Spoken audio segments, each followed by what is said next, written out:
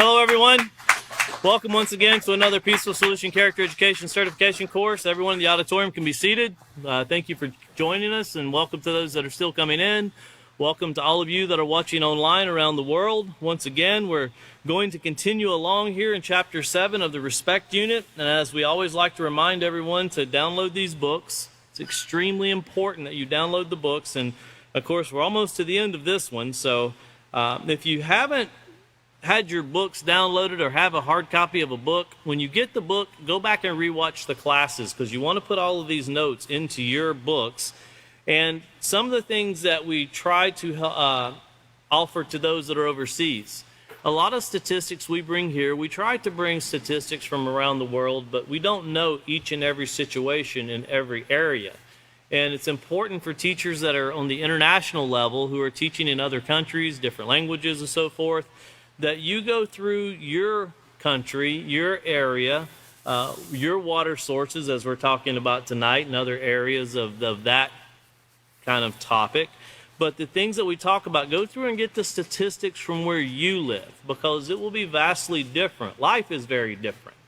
And we know that. We know the United States is extremely different. And even parts of the United States, when you go from the northern part all the way up into Maine to the southern part, southeastern part of Florida, and then you get into the Midwest, and from Minnesota to Texas, it's extremely different. And then, of course, out into California and Montana, life is very different in this country in general. So once you start getting outside of this country into other countries, it becomes very different. And that's one thing that we realize here at the Peaceful Solution, and we encourage everyone, when we bring these statistics out, it gives you an idea of what you can do for your classes in your country, in your community, and in your area. And it's very important that if you're teaching somewhere in South America or Europe or Africa, so forth, that you're using statistics from those areas. That will mean more to the people that are living in. If you're teaching in Lagos, Nigeria, you want to be using statistics of Lagos, Nigeria, or Nigeria in general. And then you can use the common ground of Africa as a basis, because that's where you live. If you live in Asia, of course, you want to use those topics and those numbers and statistics and studies. And that's very important that you use those. But all of these tie together universally when it comes to moral principle. As we started this program to begin with, the principles, the moral precepts, the moral principles that are taught in this program is a universal program, and it can be adapted anywhere. So just wanted to say that before we get started, so everybody can kind of understand. A lot of people call and ask us, what can we use for this or this or this? And please feel free to do that. If you're teaching a class and you have any questions, we'll get you in contact with one of the certification teachers, or we have many teachers here at the Peaceful Solution headquarters. So we'll get you in contact where you can actually have a conversation with teachers that will help you prepare your class and get your class to where it can be taught. And if you don't speak English, that's fine. We have many people that speak many different languages here. Or we have them around the world who have been teaching this program for many years, and we'll get you connected with them where they can help you to get your class to kind of fit what it is that you're bringing. Once again, it always helps to start at the beginning and work your way through it, which is what we're doing, but that takes some time. But that's where you get the most benefit. Well, looking back over to page 180 here, and this is where David was talking about last class, and of course he brought some really interesting information, speaking about water and the water supply. And he was talking about, he really loved his mineral water. He had me wanting to drink some mineral water too, so I didn't bring mine, but he really had me wanting to drink it.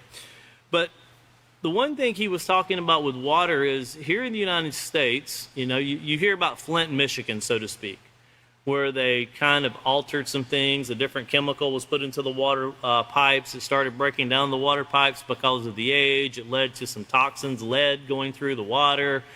And of course, that's a huge problem in what's known as the most developed country on the face of the earth. Well, even in the United States, you get these issues. And then he talked about some people don't have water at all. And I had a person ask me recently, have you ever been anywhere where people don't have water? And the answer is yes, we have been. We've been to, and these are places that you would think would be developed. You would think that water would be readily available. And I want to give you an idea, and you're going to see more about this if you tune in for our peace conference we're going to have here in just a few weeks. If you tune in for that, you're going to see a lot more about this. But there's places on the face of this earth where people spend millions of dollars to travel on vacation. And you go there and it's one of the most beautiful places on the face of the earth. But the people that live there live in communities that don't have roads. The road is a dry riverbed. There's no sewer whatsoever. They have outhouses. And there's no running water. There's a delivery truck that brings water around. And if you have money, you buy water. If you don't have money, you don't get it. And obviously, you need water. So people, they scrape for this money to get this water because the income level is extremely low. But when you go there, if you're going to rent a hotel room, you're going to pay $300 and $400 a night.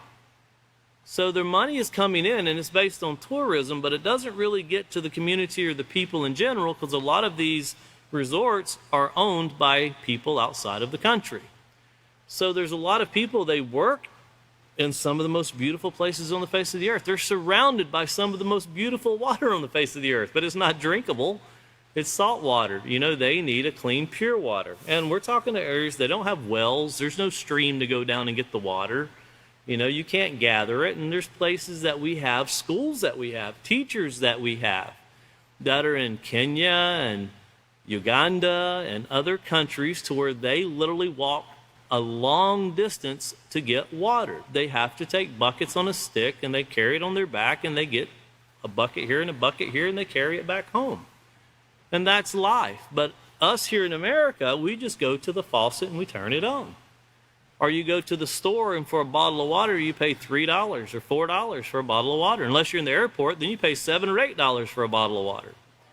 But that's life. But what we see here and the ease that we have it here, that's why I always encourage people, try to, if you're a peaceful solution instructor, there's no reason for you not to know people in other countries.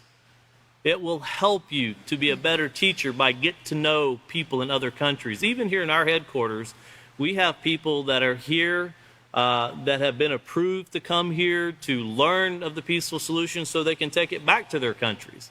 You know, so get involved and get to know them. Find out what people go through and don't think that everybody has everything, because they don't. And it's not that far from where we live where these things are like that. Life can get very bad, but you know what? One thing that we learned, myself and Catan, when we were there here recently, it took us a while before we realized. We were looking around and we were wondering what all these little buildings here were and all this, and we didn't realize we were standing by outhouses. Now you would think the outhouse should smell it. These people have outhouses down to an art. They haven't figured out how to make them where they're pretty much a sanitary source of using the bathroom because that's the only thing they have. And I was amazed at how well they were able to, just by digging a hole and burying this stuff, but doing it and using certain things to help process the process of breaking it down, they're able to make these things to where they're not when you see these porta-johns that you walk by when you're, at a county fair or somewhere else, and you can smell them when somebody opens the door 100 yards away, it was very different. So there's a lot of know-how that comes with this. But back here on this water, and here on page 180, and if you look down at the bottom paragraph here, it's entitled The World's Water Supply, and David went over this in great detail. And once again, it says, water is the most common substance on Earth. Over 70% of the Earth's surface is water, and about 97% of the Earth's water is in the oceans. So that leaves about 3% for us to be able to process. And he broke this down about how the salt water goes to fresh water and how the interaction of the atmosphere. He talked about that, and he went through and he showed some things that they seem rather disgusting, especially when you get into the dead bodies and the funeral homes and the backflow into the system of the pharmaceuticals that are in the water, and of course you have the blood that was coming through the pipes because of the funeral homes. All of those things sound disgusting, and a lot of people are like, don't tell me. Well, you're basically telling someone, I know I'm getting ready to drink something that's really bad for me, but just don't tell me. You know, a friend, as we went through in the acceptance unit, they tell you what's ahead. They inform you of what's to come. And if you were going to pick up a bottle of poison, you'd want somebody to tell you. Now, the facts that he brought, and that's what they are, and he even described the different, you know, where there's facts, there's true facts, and then there's facts that aren't so factual. But these things that were brought are facts. That's a proven fact. Scientists are saying, they're showing about the pharmaceuticals that are in the water and how it's affecting the people. There was a study that was done in London just within the last 5 years that was talking about how all of the water is testing positive for cocaine. Now, it's not because people are dumping cocaine down in the water, but there's a lot of pharmaceutical, a lot of mixture, and a lot of these things being done. And one thing to keep in mind, wherever you have a lot of pharmaceuticals in the water, you have a lot of sickness too. That's why people are taking the pharmaceuticals, because there's sickness. And whenever, this is something everyone should be aware of, it's in the news almost every day. Whenever they want to find out what community is having a COVID outbreak, they go to the local sewer treatment plant and they test the sewer. Well, why do they do that? Because the body eliminates, that sheds disease. When you're sick, it doesn't, magically float away. Your body has to flush it out. And it can take up to 5 months for COVID. A lot of places have reported that. But it's showing up in the sewer systems, which goes through a little process and a little, couple filters and a couple chemicals and a little bit of swishing around, and right back out it goes again. And that's what you get in your water supply. And that's why when you have tap water and you can smell chemicals in it, and that's just common knowledge. That's not a secret. That's not trying to speak against the city municipal water supply. That's just common knowledge. That's just the way it is. So we have to state the facts for what they are. And a lot of us here out in the country, we prefer wells. There's city water that you can get, but a lot of us just prefer well water because you don't have all the chemicals in it. That's that mineral water that sounded so sophisticated, but it's just well water. And that's what, a lot of people do that. And that's all around the world. They prefer well water. Well, even though we have an enormous amount of water, we're going to continue along with what David was talking about, with how not just third world countries, but countries in general are destroying the water supply. And I was just speaking to a group of people here not long ago. When I travel to different countries, there's one thing I always hear. It never stops, is when you get off the plane and you meet the person that's going to direct you, and you always have a guide, and they're going to take you. They tell you the what nots to do and the what you can do and how to do this and how to do that. And the one thing they always say in the very beginning is don't drink the tap water. And they always give you a bottle of water. And I always ask, well, where did this water come from? And they always look and go, I have no idea. It doesn't grow on trees. It's not shooting up out of the ground in the bottle. Well, where are they filling these bottles of water? Well, of course, most of it's tap water. It's just come from a different treatment plant. But that's what they're doing. And there's a lot of disease that can spread when the water's contaminated.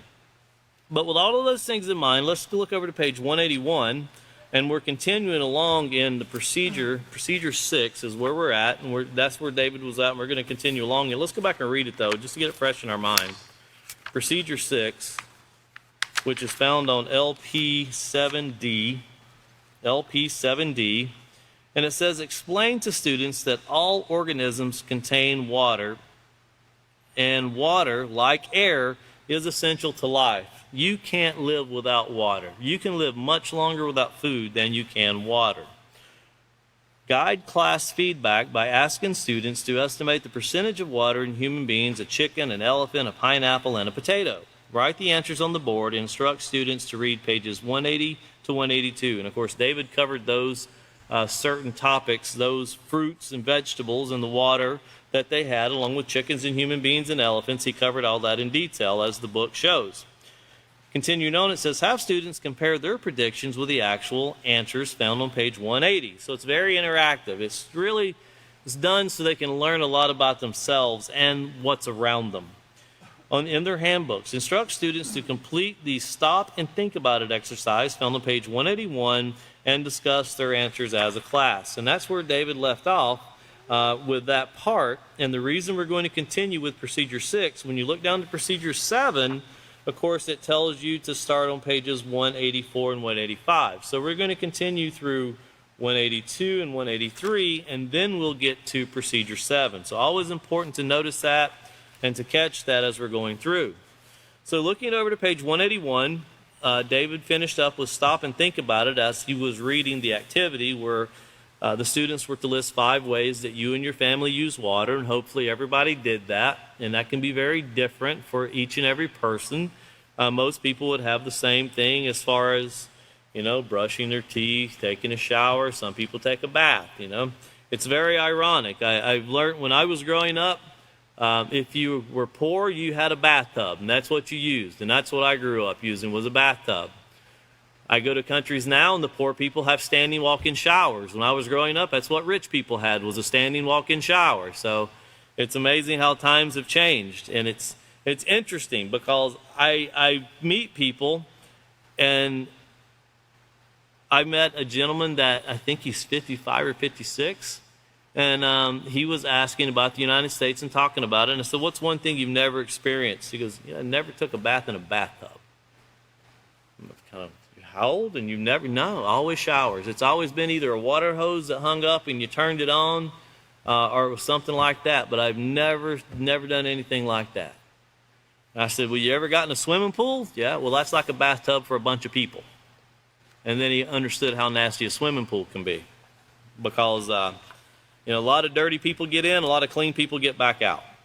But there's different things, like some people have dishwashers. That's something I've never really had or never used. My idea of dishwashing was a sink of water. That was pretty much it, and that's what I've grown up with. Some people have swimming pools, some people don't. I can't swim, so I've never been around them. It just don't work with me very well. But you'll find different households will have different answers. Now, how would your life be affected if you did not have easy access to clean water? I encourage everyone, and I see people out here right now that I know speak to people internationally. Get to know people that don't have access to clean water. Get to learn what they have to go through to get water just for everyday basic essential necessity. And you'll learn a lot about what people have to go through, and you'll have such a higher regard and respect for not only what you have here in the United States, and there's no guarantees that we'll always be here. Our aquifers are being contaminated at a record level, and droughts always reducing the water supplies. But there's no guarantee that the United States as a whole is going to always have water. Ask Flint, Michigan. They still, all of these years later, still have severe water problems. But get to know people that can't just turn on their faucet and get water to come out of it. There was one community we went to, and we were asking, what were drugs like? Because it was just so impoverished. Most of the houses didn't even have roofs. They just put up concrete, cinder block walls, and pulled a tarp over it. And it was thousands of houses like that. Not just one, not just two, but as far as you could see, that's what it was like. And these were really great people to meet with. People tell you, oh, Americans shouldn't go there. Well, if you're going to go there to meet and talk to people and help people, you're welcome. If you're going to go there and take pictures and try to drum up money because of what they're going through, that's a different story. But if people want to have an opportunity, they want to have hope, and that's what the Peaceful Solution offers. And the one thing that we found was, they have a huge drug problem. People will have almost nothing and they'll still buy drugs. And the most common thing they steal in that community is a water hose. That's the most valuable thing to each family is a water hose, because that's how you get your water off the truck. You have to have your own hose to move it from the truck to where it's got to go. And if you leave it out in the yard, it's guaranteed within an hour it will be gone, because someone that is a drug user will take it and sell it just enough money to buy their next get of drugs. And when you think about that, it gives you a whole different perspective of what life is all about.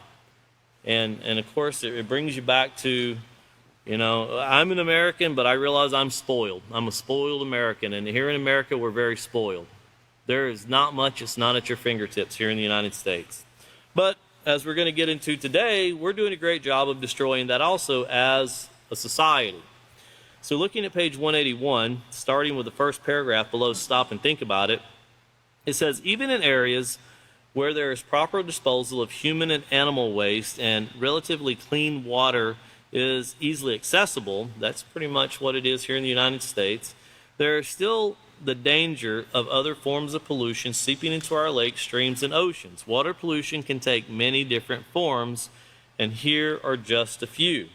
And of course, the first one is acid rain, and David even talked about when he was young and selling cars, that when the cars would come in brand new to the car lot, that they would already have acid rain damage.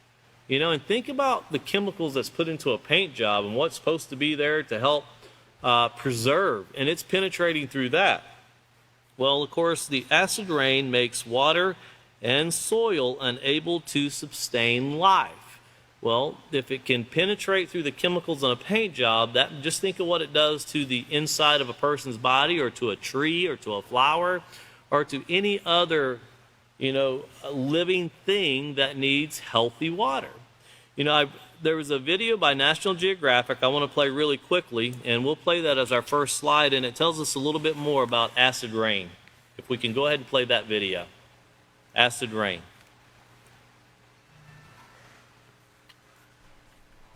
What is acid rain? Acid rain is any form of precipitation with high levels of nitric and sulfuric acids. It can occur in the form of snow, fog, and even dry materials that settle to Earth. Most acid rain is caused by human activities. When people burn fossil fuels, sulfur dioxide and nitrogen oxides are released into the atmosphere. These gases react with water, oxygen, and other substances to form sulfuric and nitric acid. Winds may spread these acidic solutions over hundreds of miles. After it falls to Earth, acid rain enters water systems as runoff and sinks into the ground. This can make water toxic to crayfish, clams, fish, and other aquatic animals. The rest of the food chain, including non-aquatic species such as birds, is often affected as well. Acid rain also harms forests by damaging trees' leaves, robbing the soil of essential nutrients, and making it hard for trees to take up water. Now, of course, you see how that affects the trees, the grass, the plants, and all of the things that are essential for life in general, and that's acid rain. Of course, that comes from what we're doing as a society, putting things up into the atmosphere, and it comes from many different forms, and it's, of course, it rains, the water comes back down on us again. And we tend to think that we send our pollution into the air and it goes, I guess, to Jupiter or to Mars or somewhere, but it doesn't. It's important to remember what we brought out in the 7th chapter of the Self-Control Unit. Go back and rewatch those if you're not familiar with the microbes and how the earth is a living entity. It's like a living machine. It's like a living being. And when the earth gets sick, the society suffers from it. And earth has many working parts, just like our body does. And of course, a person can say, you can do without that organ, you can do without this, you only need one of those.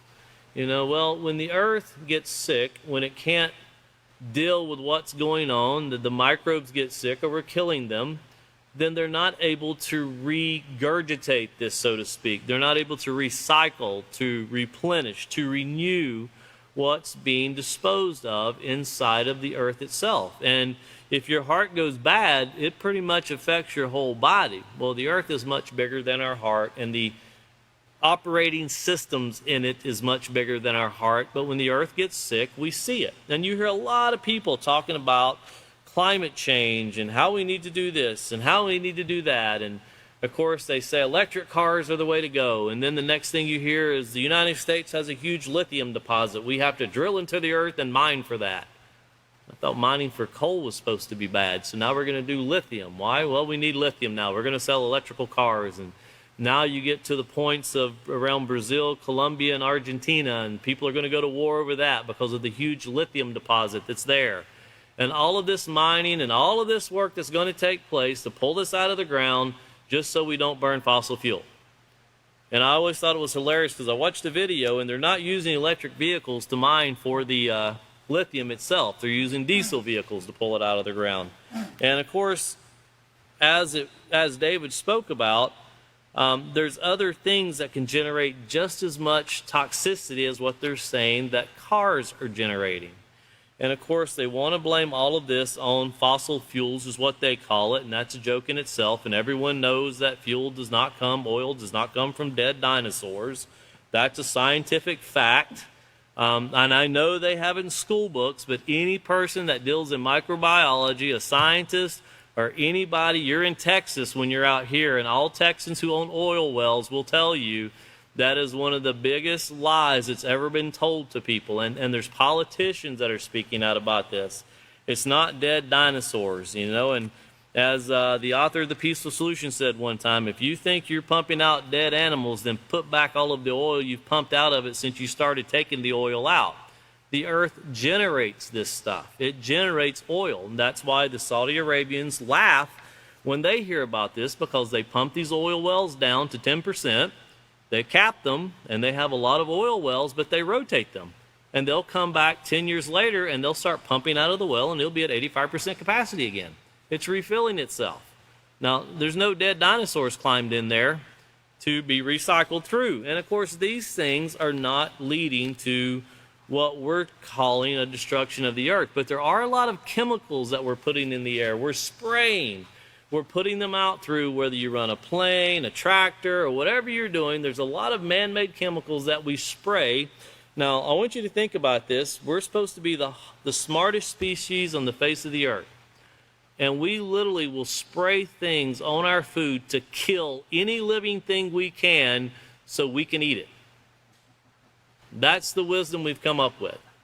And we'll spend billions of dollars spraying chemicals on our food just so we can kill anything it tries to eat it. It'll kill it. But then we want to eat it ourselves. And that's where we get into the next one, which is herbicides and pesticides. And of course, these are chemicals used to kill unwanted plants, animals, and other pests. Those other pests could be ourselves sometimes. These chemicals seep into the ground or run off into streams when it rains, contaminating the land and groundwater. When animals consume these chemicals, they can deform offspring, develop cancer, or die. These chemicals can also be passed along the food chain. And that's why if you ever bought fruit or anything, you always hear you need to wash it. You know, I know a lot of people that, they'll let it soak in salt water because that's been proven, or they'll even put what they call a solution that has like a lye in it that will help break down anything that's on the fruit to wash the fruit. And then you let it kind of soak, and that way you can get all of those chemicals that were put on the fruit. So anything it touched, it died. You're trying to get that death ingredient back off so you can enjoy it and hopefully not die. But I want to read you an article. This will be our next slide here. And this is from what a group is known as CPR, but it's the Californians for Pesticide Reform. And it said pesticides can cause short-term adverse health effects called acute effects, as well as chronic adverse effects that can occur months or years after exposure. Examples of acute health effects include stinging eyes, rashes, blistering, blindness, nausea, dizziness, diarrhea, and death. Examples of chronic effects are cancer, birth defects, reproductive harm, immunotoxicity, neurological and developmental toxicity, and disruption of the endocrine system. Now, the ironic part about this, if you go to the next slide, you'll see here's the gentleman, and of course he's spraying the crops. He's trying to keep the pests away, trying to kill anything that tries to eat what he's going to sell for us to eat. And you see how he himself is wrapped up. His hands are exposed, but he's got a respirator on, and he's spraying the chemicals. And of course, there's been large lawsuits in the news, and you can go into the news and pull these articles up about I think the most famous one is the man that died from cancer in California, that he worked for the school and he would spray Roundup on the football field and the baseball field, and he eventually developed cancer, and he sued and he won an enormous amount of money from this company, Roundup, because it was proven that the chemicals inside of it, and as much as he worked with it, that it led to cancer because of the chemicals that were not supposed to be in the body. And you have to remember, if you ever go to one of these big box stores or lumber yards, and you want to buy something to get the weeds out of your ground, and you start spraying these chemicals and you see how fast it kills it, well, that's poison. We need to be mindful that we're spraying poison all over the place and the effects of it. And the next picture, I want to warn everybody, before we show it, it's a sad fact of what takes place when these things get into the bodies of people. But if we can show the next picture, and of course this is Monsanto's herbicide Roundup and how it's linked to birth defects. And of course you can see the huge tumor on the back of this otherwise looks very healthy child. But you have this huge tumor that's cancerous on the back of its head, and of course that connects to where the brain's at, and you can only imagine the difficulty of trying to, it's almost impossible to try to fix this. It should have never been this way. And when you start spraying weeds, or you start spraying everything to try to kill what's there, and then we don't really see the full effects of it. And this was only one picture. I could have put 1,000 pictures up here of what just babies look like. If you go on and you research, you Google effects of pesticides and herbicides on Google, one of the first pictures that's going to come up is a baby that was born with no arms and no legs. And that's horrific. Imagine what it's like to have to go through life because of something like this.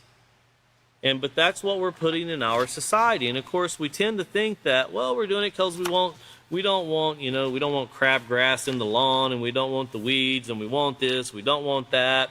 We want to be able to grow food and have the pesticide in the seed as we grow it. That's what we want. We don't want to have to spray the poison on it. We want it to start with the poison already in it.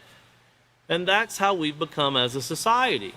That's why organic, and of course a lot of these farms that have come up where people will go buy farm fresh, that's become a very big business, especially here in Texas and around the southern part of the United States, because people are trying to get away from these pesticides because they know what they're doing. They know how they're affecting not only the mind but also the body. And of course, once the effect takes place, once again, think about that child. You can say you're sorry all you want to. You can sue and win billions of dollars. That's not going to change what that child's going to have to go through in its life. And that's what we're seeing by this contamination. And then, of course, over on page 182, you have illegal dumping of toxic substances. Now, this practice contaminates our rivers, lakes, and streams and poisons the wildlife. Illegal dumping of toxic substances can contaminate entire areas, forcing them to evacuate. Some cases of contamination are so severe that they are uninhabitable for years. And of course, when you think about contamination that's really shut down places, you think of Chernobyl. It used to be part of the Soviet Union. It's actually located inside of Ukraine, but Chernobyl is one of the most popular. Today's society, you think of Fukushima. And of course, all of the toxic water that's been gathering and gathering and gathering, and now they're releasing it out into the ocean. And of course, everybody in Japan is saying that it's not going to hurt anyone, don't worry. But no one's going to know for many years how this is actually going to affect. There could be some very quick determination if it starts killing off the sea life and starts destroying the ocean.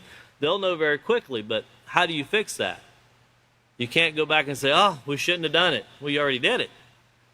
It's already done. You can't go back and you can't scrub the ocean. You can't suck the water out and clean out all the chemicals you dumped in it.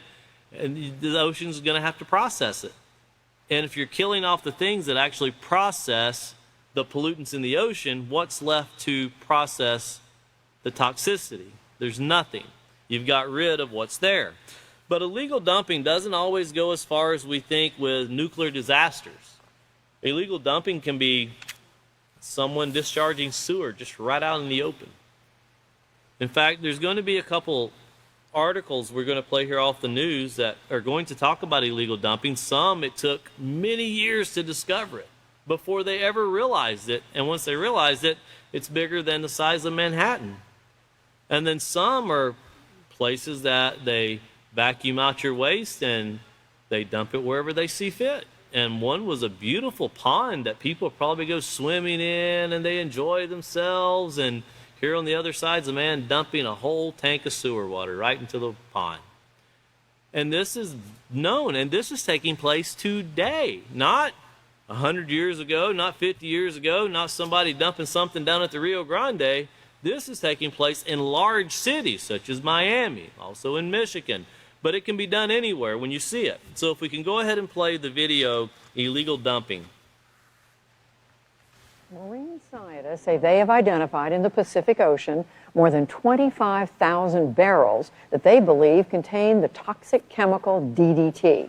A massive underwater toxic waste site dating back to World War II has long been suspected off the shore of Southern California, given industrial companies had used the ocean as a dumping ground there until 1972. But as Stephanie Sy reports, the magnitude of this problem was not previously known.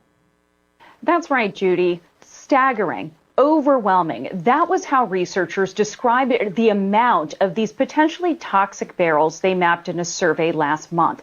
The Scripps Institution of Oceanography team used autonomous underwater vehicles and sonar to survey 36,000 acres of a dump site that lies between the coast off Los Angeles and Catalina Island. For decades, researchers have detected high levels of DDT in marine mammals, including dolphins. Sea lions in the area have died of an aggressive cancer.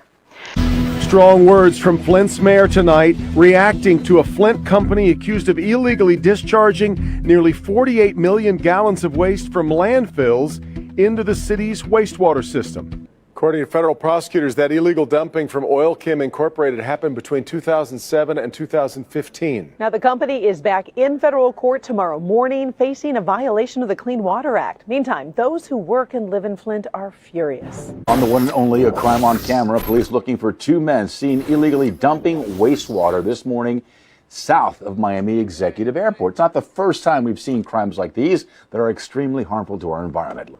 Louis, we are standing right behind some warehouses right here, and it is right here where that illegal dumping happened. In fact, you can still see the residue along this fence line right here where that wastewater was dumped. And investigators... Well, we got to see some of it.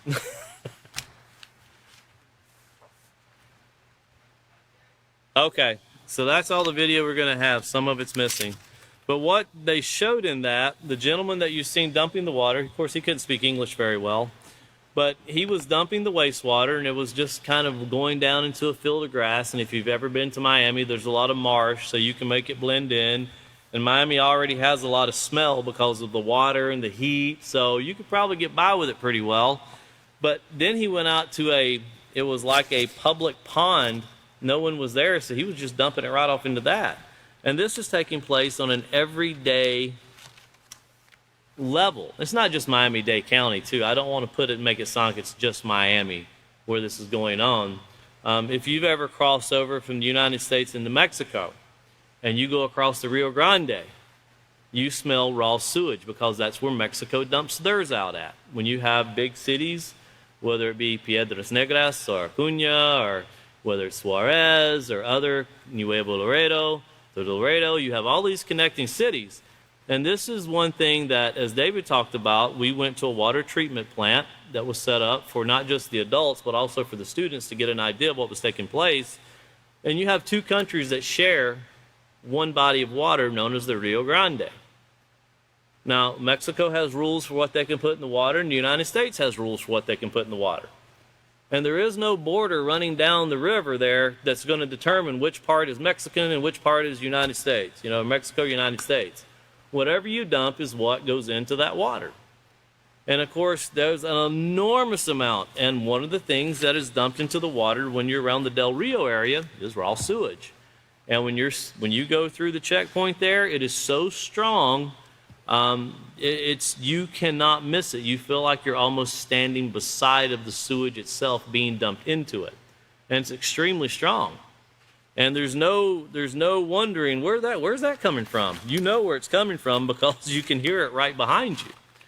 And of course, this is making up the water supply for the city of Del Rio, which is about 45,000 people in itself. There's a military base there.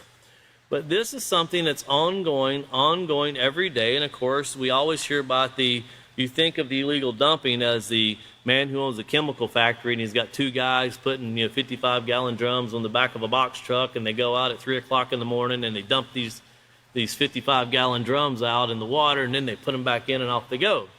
But David even showed how, we're taking even dead bodies and boiling them, turning them into water, and then pouring that stuff out everywhere. Dead bodies, which, we tend to think about when someone dies, most of the time there's tragic accidents, don't get me wrong, where people die, but most people die because of illness, sickness. And when they die, well, how does that death process itself? Where does the cancer go when the person dies? What takes place with that? Well, we tend to try to figure out how to do things a better way. And as the one man was doing it, he put it on his hands, said it looks like oil, but it feels like water. Well, there's a lot of negative things that science has shown when dealing with death and dead bodies in general. There's a lot of microscopic activity taking place when that takes place. And when you think about it, all of these things that's going into the water, you think about how we're processing things. And a lot of this goes along with what David brought out in the last class. The next part here, you see it says spills from oil tankers. And it says the consequences of the spills into our oceans are devastating to marine and human life. When oil is spilled in water, it is virtually impossible to remove. The Exxon Valdez oil spill in 1989 dumped more than 10 million gallons of oil into the ocean. Hundreds of thousands of shore nesting birds, thousands of otters, salmon, and other sea animals died. And of course, that was just one incident that took place. And when you think about how this takes place, it's really important. And I advise teachers, get some oil, not cooking oil. Get something that's brown, that you can actually see it. And have your students put it in a glass of water, then try to, have them try to stir it up, see if they can mix it, and then tell them to get the oil back out. And they'll start seeing that oil and water does not mix at all, and trying to clean it out. Now, the earth can process a lot of these things, but when you dump 10 million gallons into one spot, that's a little bit more than what it was created to deal with. So you're asking a lot. That would be like, you as a person, well, I can pick up a book, but if someone puts a car in your hand, well, it's not so easy to pick up the car, because you weren't made to do that. It's the same way as our earth. It can process the amounts that were intended for it to process, but anything more than that becomes very difficult. And of course, going into the next slide, you'll see here oil spills and what they look like, how it's literally floating on the water. It doesn't mix in with the water. And going on to the next one, you see more of like a gasoline spill, and you see the colors that are kind of illuminated there in the water, but you can see the difference between the water that hasn't had the gasoline in it and then the water that does. And then going into the next one, you see someone who's actually there trying to clean up an oil spill, and you see how they're dressed, like they're in the middle of something that's extremely toxic, and of course they're trying to help clean up animals from that point. And then you get into the next one, and you see what animals actually look like in these oil spills. And those were pictures actually taken from the accident of the Exxon Valdez, what the animals looked like. And of course, there was just thousands and thousands of animals that died. And of course, you see how this affects wildlife, and those animals aren't going to run down, to the shower, get them a bar of soap and clean themselves off. It's just not going to work that way. They're capable of keeping themselves clean, but when you think about what the environment goes through when these things take place, and of course, The Exxon Valdez was something that took place due to someone not being mindful of when they could and could not drink, and of course making some bad decisions. That was preventable. But there's other things that have taken place, just like the BP spill we talked about a few classes ago, just off the Louisiana coast. Of course, that explosion that's still leaking out into the ocean itself and still contaminating. Once again, the earth can process these things. The oceans can process oil.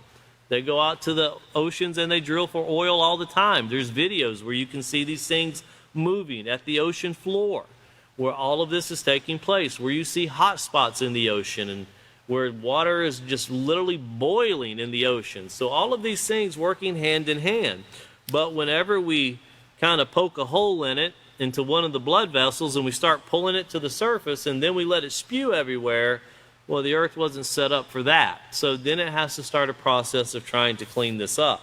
The earth can do it, but it can't do more than what it was created to do. But getting on to the next one, which is plastics and other debris, it says millions of tons of trash are thrown overboard from boats and ships every year. Much of this garbage is made of plastic. Plastic products choke and kill wildlife because they mistake these products for food. Now, another thing that when we went to this community that had no running water, they had no sewer, there was one other thing they did not have. They did not have trash pickup. And if you can imagine kind of a desert-looking area with small brush, fairly flat, and then huge mountains in the backdrop, just huge. Not mountains with trees, but mountains with brush. Not like the mountains of, the Smoky Mountains, but more like the Colorado Mountains, the Rockies.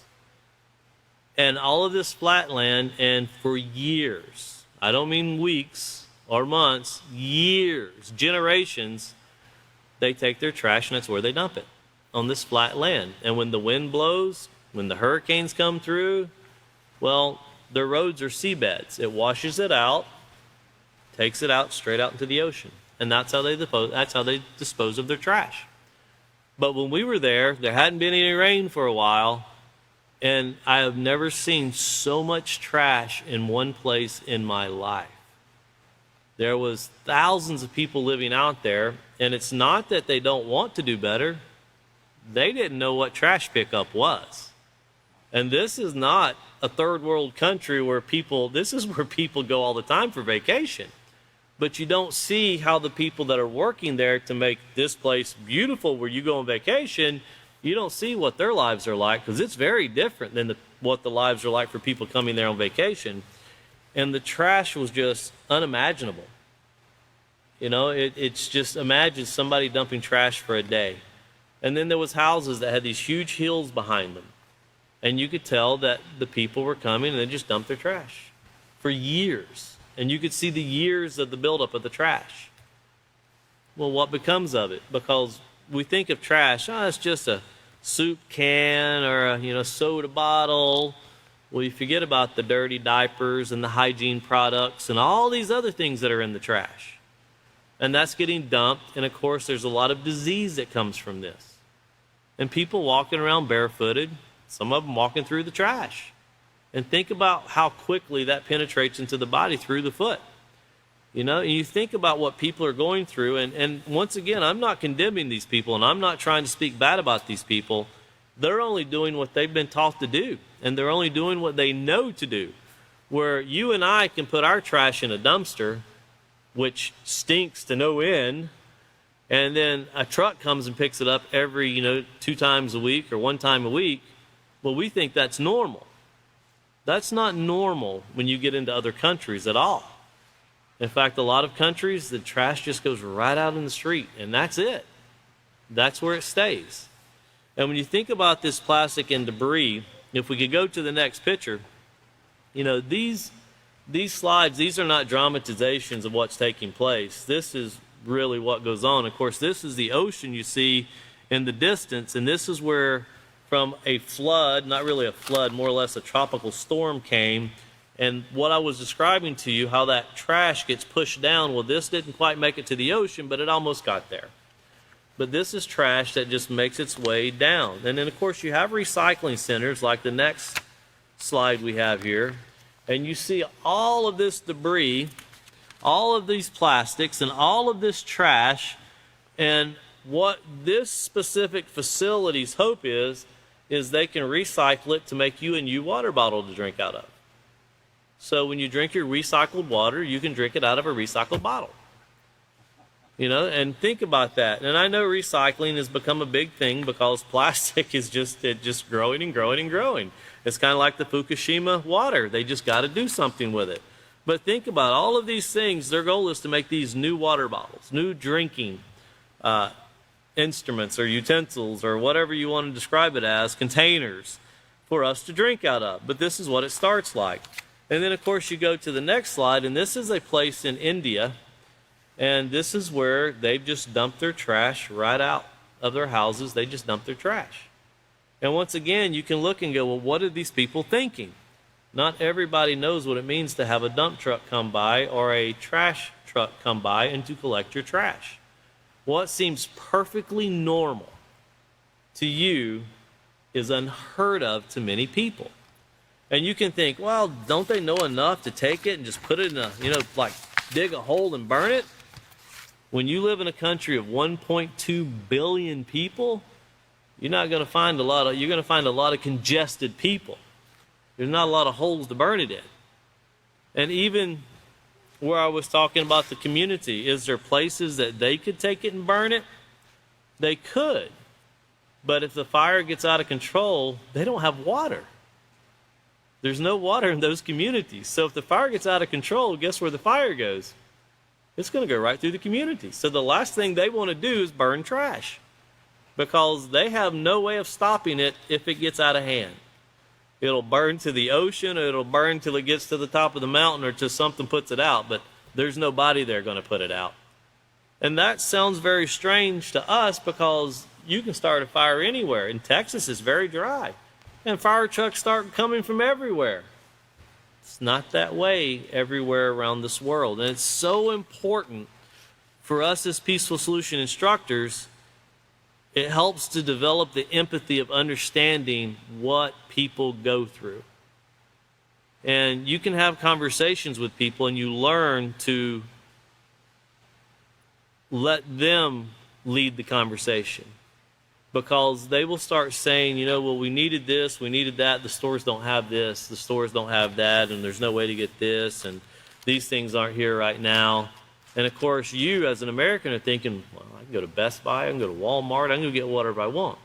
I think the closest thing that we've experienced to how this stuff that we've covered so far with these toxicities and the illegal dumping and the debris and all of this that pollutes and slows down the food chain, the closest that we've seen other countries is when COVID came through. And when you went into a grocery store and the shelves were empty. Well, if you go to countries like Venezuela, that's a normal day. That's normal to go into the grocery store and almost every aisle be completely empty. That's not a COVID, problem. That's normal life. And think about, we're here griping in the United States because inflation is up 8%, 10%, 20%. Well, when you have countries that go through what we just talked about, Venezuela's inflation is 456% right now.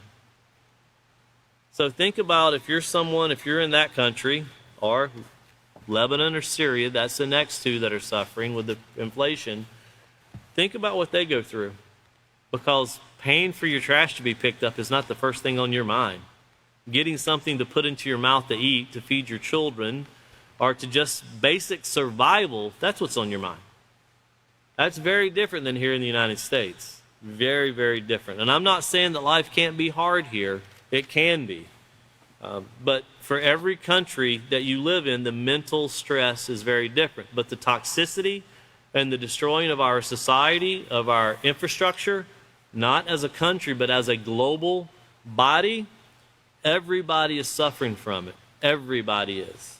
When you see Buenos Aires, Argentina, And this winter, they had temperatures of 102 degrees in the wintertime.